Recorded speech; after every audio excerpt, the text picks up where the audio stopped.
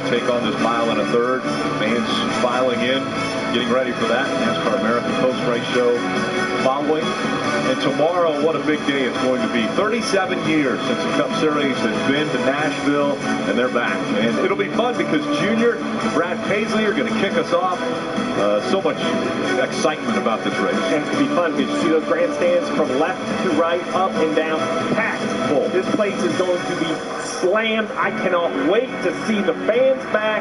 NASCAR in Nashville. It just seems to fit. It's going to be a blast. It's going to be a blast. Yeah, I already love the parking lots filling up. We've got campers and RVs on either side of the racetrack, right up against the fences. It's really exciting, and hats off to everyone who put this together, made this come to fruition for Nashville Superspeedway. What an excellent job everyone's done. Yeah, we were talking just a minute ago off air, and not only the city getting behind it, but Nashville Superspeedway and the people that have expressed this racetrack. We talked for a long time, for months, this would be a one-groove racetrack. We are already practicing a multiple-groove racetrack. Kudos to them, Goodyear, everybody involved in making this happen. This is pretty impressive. You know, when people say it's been 10 years, what kind of race you're going to see, and you and I weren't sure and all this stuff, and you say, hey, you know, what changes in 10 years of technology? Forget the cars. It's that. It's what you just said. Track, prep, tire combination. The mix of that, they now understand how to present an opportunity for the fans to have an entertaining race. And that's the key to all this, is the fan base. I mean, look at where Logano's running. We didn't see that 10 years ago. I think when we talk about this track, we have to mention Eric Moses, the track president. What a phenomenal job he and his team have done here. Yeah, Jared and I came out 6 or 7 weeks ago to do a little track promotion. We got to spend some time with DW, which I'm hoping he's going to be here this weekend. It's going to be so much fun to see DW. But Eric Moses, track president, and everyone here, the commitment's there. Marty.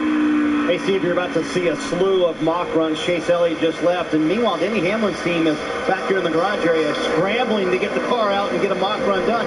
You know, Steve, when you're in practice mode and you do it every week, you kind of have these things timed out to the moment. They're pushing it to the very last second. Only now under 5 minutes to go. And they've got a ways to go to get this number 11 FedEx Toyota out on the racetrack. They'll get it done, but, you know, when you're in this and you're doing it every week, it's easy. But when you don't practice every week, you kind of forget the rhythm of how it goes. I mean, Gabe Hart's in here slinging weights around, so it's pretty cool to watch these guys work so feverishly to get on the track. When we talk about what you're allowed to change is why are they changing all those things. Well, think about this, Rick. If you started in practice and you made some changes and you don't love it, to go qualify, you need to go back to what you think you're going to run for a race setup and then make your adjustments from there. So it can be a lot more than a little bit of tape and a couple rounds of wedge. You see Chase Elliott also trying to up the racetrack, Jeff, a little bit higher than I ever thought somebody would qualify. We saw William Byron do the same thing. I think that groove's moved up to the top lane. Chase Elliott, second fastest. Just almost the same speed as Williams. And already a win in 2021. He's locked into the playoffs as the reigning champion.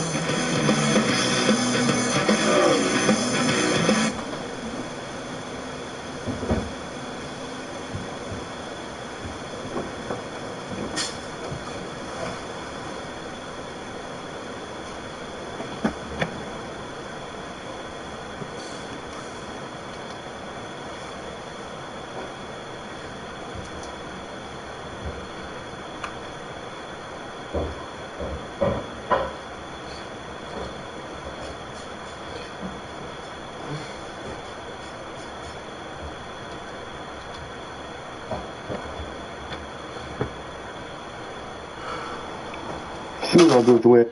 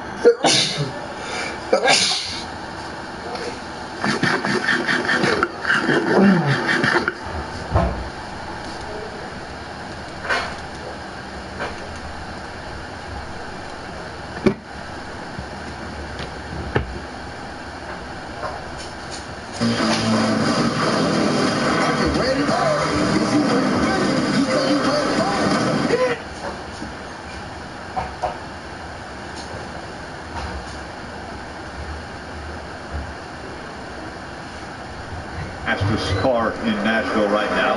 Byron has that number at 29.72. Teammate Chase Elliott behind him, 29.73. Stenhouse Jr. fourth, Kurt Busch fourth. Stenhouse Jr.'s third, Kurt Busch is fourth, and Larson is fifth, actually. I believe this is a qualifying run for Larson. Hard to tell with the dark grill, but I think there's tape on it. Much like we saw Byron and Elliott runs the third lane, so Hendrick Motorsports data is telling their drivers that's the lane to be in. He was the third plus.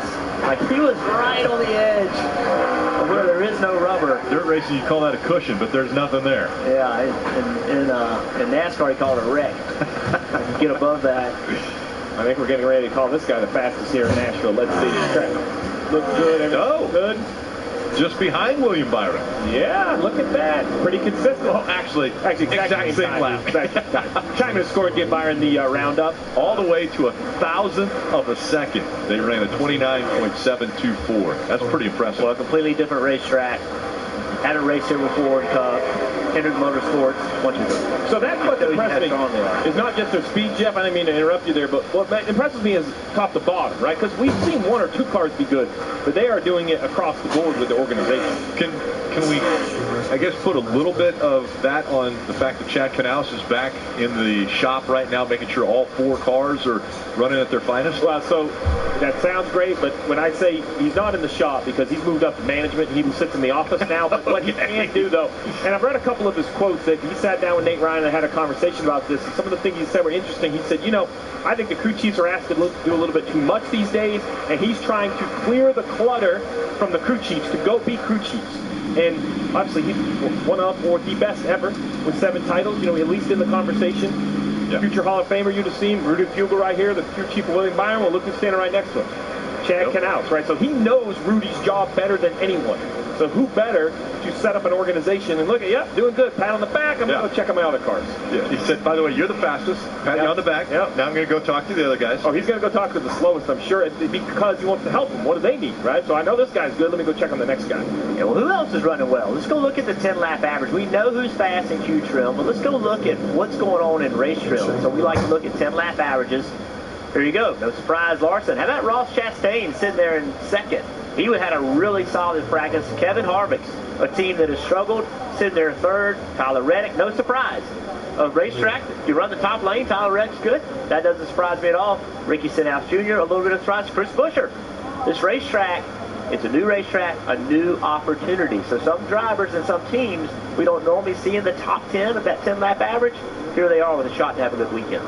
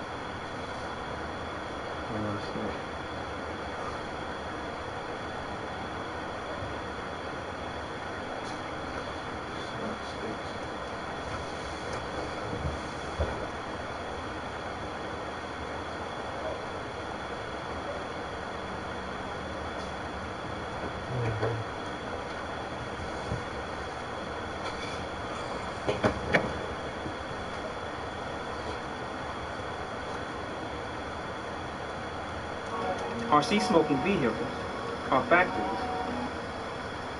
Right, Dale, and actually he's trying to maybe hit me with this device you have here. You did say you love the Hyperbake. I do like these things. They're amazing for recovery, like after a truck race last night. So, you're about to go on a race. You're going to use one of these after. We just saw the track widen out. What do you expect of this racetrack here? Yeah, that was interesting in the Cup practice, watching how high everybody got. You know, I think it's kind of like one of those things at Dover. You're going to kind of keep trying to push the line up. There's going to be more grip up there, but when you do that, you're going to have excessive tire wear. So we'll go out there. We got the Barger Precast Chevrolet, brand new sponsor, Tennessee-based company. So happy to have them on board, and we'll try to win this thing. Pretty big announcement for Colleague Racing yesterday, and actually going to go to Cup next year of 2 cars. I just like to think about, just what was it, 2 years ago, you were part-time, you told me you were maybe never going to race full-time again. You are racing full-time, they want you to do Cup. What's it like being AJ Allmendinger right now? Well, I mean, it's, I'm not going to complain. I'm actually Mr. North Carolina. You know, my wife went and Mrs. North Carolina. Hi to Tara at home. She's the breadwinner now. So, yeah, no, it's all good, man. I'm loving it. I just appreciate Matt Colleague, Chris Rice, all the men and women at Colleague Racing for keep giving me these opportunities. I didn't know what was going to happen, but life just keeps getting better. Already, it's a great time to be AJ right now. Yes, indeed. Also a great time to be Austin Cindric. 3 wins in the bank. Also has 3 second-place finishes as well. So, Austin, what's been the bigger challenge this weekend? This concrete racetrack that you're seeing for the first time, or trying to beat Kyle Busch, the guy who starts right in front of you? I say yes to both. Sure, why not? I mean, we haven't had to race him yet, so this is obviously where we got to make money. But no, it's been fun. You know, I've been joking the whole weekend. The only tax time I've ever had on this racetrack is in the 2001 IndyCar video game. So that's about it. So it's been fun. Obviously, we've got a fairly fast car shop Ford Mustang. You know, I think we threw the kitchen sink at it and then some after practice. So definitely looking forward to seeing what we have today in the race, and you know, trying to minimize mistakes, maintain track position, and see what this racetrack has. Did you watch Cup practice, and do you see how wide the groove got, and does that encourage you for today's race? I think it seemed like there was speed in it for those cars compared to where it was yesterday for us. You know, I was up there, just, you know, it wasn't fast and it wasn't very clean. So I think it's definitely interesting. It'd be interesting to see which lane he picks. He's obviously got more track time now than the rest of us, so definitely adds to the challenge of beating the Candyman. Hey guys, when Kyle Busch was winning here last, you know, Austin was 12 years old, so he's ready to go tackle and see if he can beat Kyle Busch here this afternoon. Austin Cindric, your championship leader in the Xfinity Series. Well, we both got laps on this racetrack, DJ, and know how to get around this place, but it was interesting seeing those guys use so many different grooves and corners. And AJ talked about tire wear. I look at it as if my car is really tight on the bottom, I know moving up the track can free it up. It might shoot.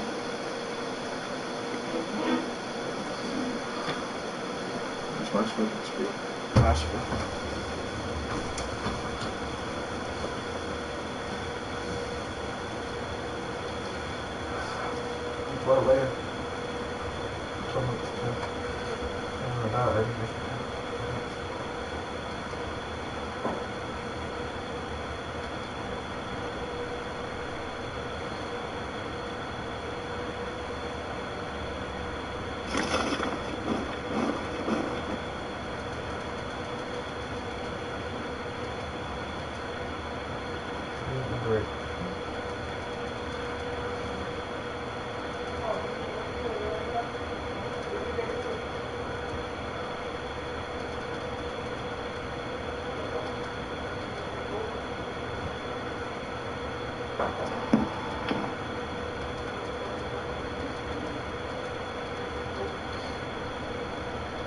Oh man, I really gotta find copper ore. Wait, what the? Bowser Jr.? BB Sonic? Try save me, please! No, try, save me, save me! Oh my god, how do I choose the Sega Funhouse or the Nintendo Funhouse? Try, it's okay. Listen, I know you forgot about us anyway. Pick the new series. Oh yeah, in your face, Bowser Jr.! The new fans or the old fans? You know what? I have to stick to my origins. No, you can't be serious. I'm sorry, Baby Sonic. No, not again! Try, you actually did it. You saved me. Bowser Jr., I could never forget where I came from, but I just hope I made the right choice. I think you did. Wait, turn around. Wait, what? You did make the right choice. Number 2? Yes, I'm back, baby. Number 2.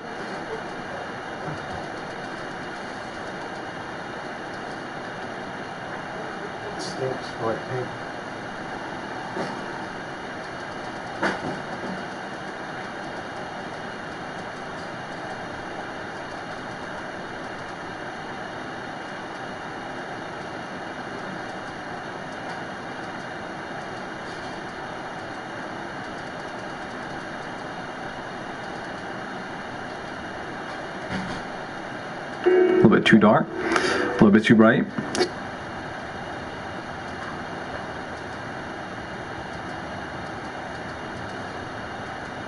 Turn down a little bit, but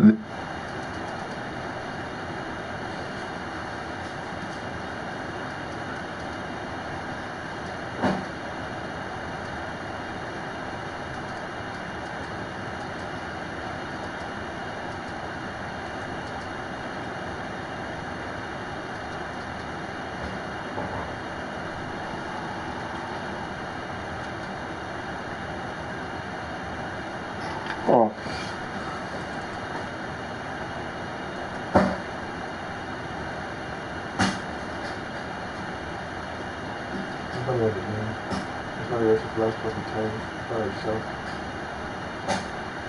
It's too busy to learn about them.